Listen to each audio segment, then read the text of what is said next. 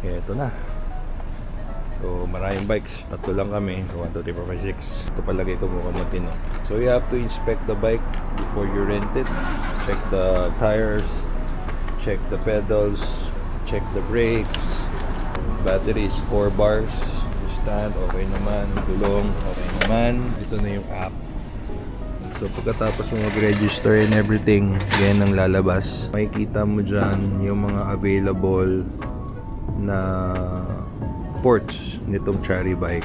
Kita nyo here, merong 13, 3, 5, 1, 5, 42, 9. Yan yung mga available. So dito, since nandito tayo sa, yan yung bilog na yon, malapit sa 5.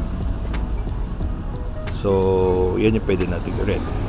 Yan, once that okay na, nakapag-register ka na, ang gagawin mo dyan is i-unlock mo na yung bike. So yan, ito gagawin mo. Tututok mo yung camera sa QR code nito and then mag-unlock siya mag-isa. So lahat ng 0 pwede mong, diyan ka pwede mag-park, and yung X bawal. Ibig sabihin probably puno na yan or what. So yung 0 lang. So since wala pala tong phone holder, nagdala ako na sarili kong phone holder para magamit ko sa aking phone. Kailangan lang sobrang higpit para sure na hindi malalaglag. So nakaka 2 minutes na ako, mag almost 3 minutes na. Ang charge pala nitong e-bike ay 17 yen per minute, and for the manual it's 7 yen per minute. Alrighty, ito bell. So nandito pala tayo sa Osashi Station. Maganda yung sky, partly cloudy. Tatambay tayo sa park. Woo!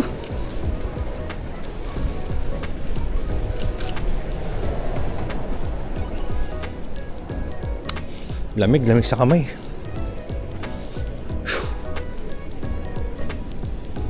Pero sarap talaga magbike dito. Tingnan niyo yung streets, so empty oh. And as you can see here, sobrang walang tao.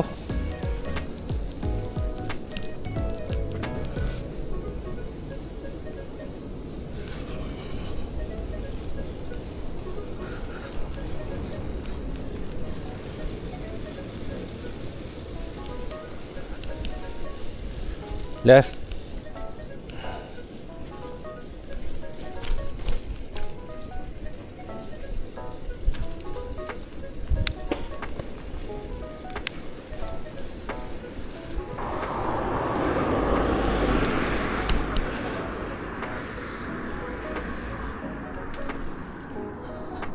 Walang katao-tao. No? Para pa rin tayong nasa Beppu. Sobrang walang tao. So nakikita niyo yung ibang mga nagbabike, yan, oh, sila. Ginagamit nila yan as anong talaga eh, one of the options para pag to go around the city. Yung magbike. Pwede ka rin dito sa loob, pwede ka sa labas. It's up to you. Pero may ibang nakalagay minsan bawal. So, you have to pay attention on that. Every now and then, makakita ka namang uwak na kasing laki ng manok. At hindi siya takot ha. Hindi siya takot. Ako yung takot, laki.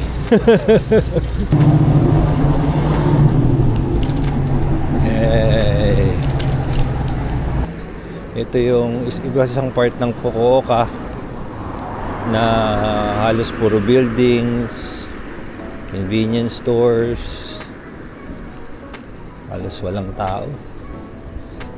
Pero ang pinaka ko dito, sobrang lamig. Talagang dapat 3 patong yung suot mo. Naka heat tech ka, naka jacket,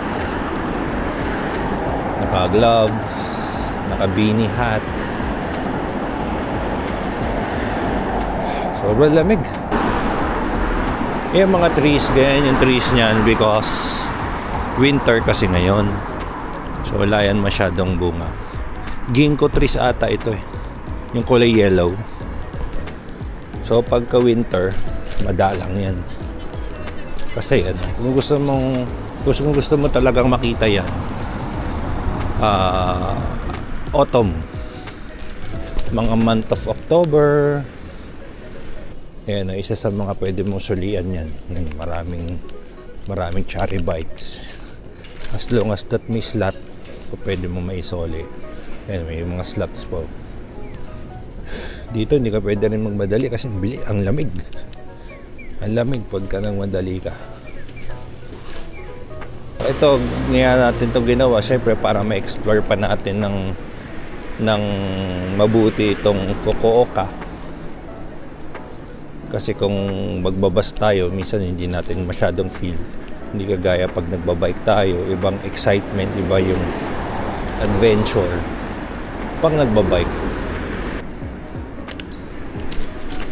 Sabi nga nila it's not about the destination, it's about the journey din. Hello. Hindi ko na maramdam yung mukha ko. Lamig. Okay, dito naman tayo sa labas. Pero pwede dyan, ayun. As you can see there, pwede ka mag-bike sa loob. May mga signs. Sometimes you don't know if you're thirsty.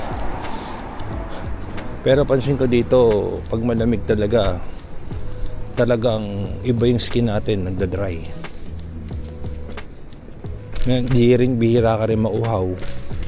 So, hindi mo alam kung uhaw ka na o hindi. Because of the weather.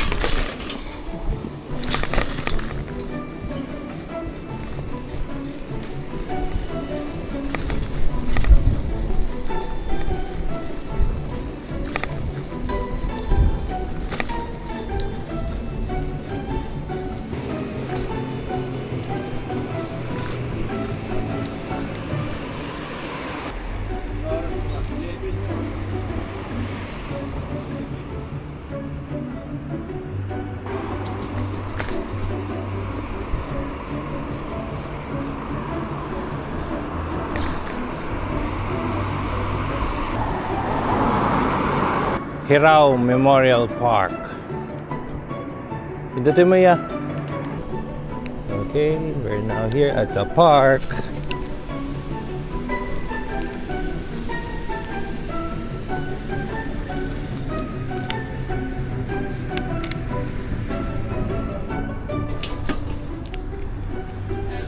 Kaya.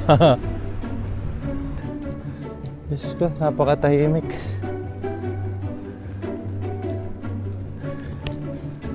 Super tahimik ng park. Okay.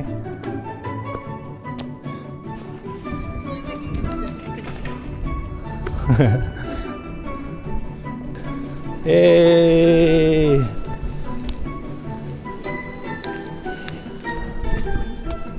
Yay! Grabe, sarap.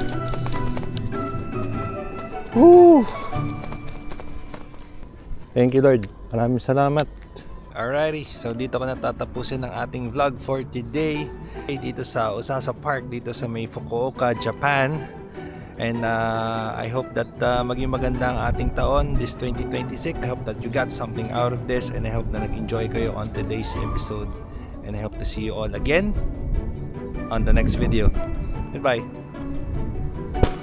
Soli natin ito sa pinakamalapit na port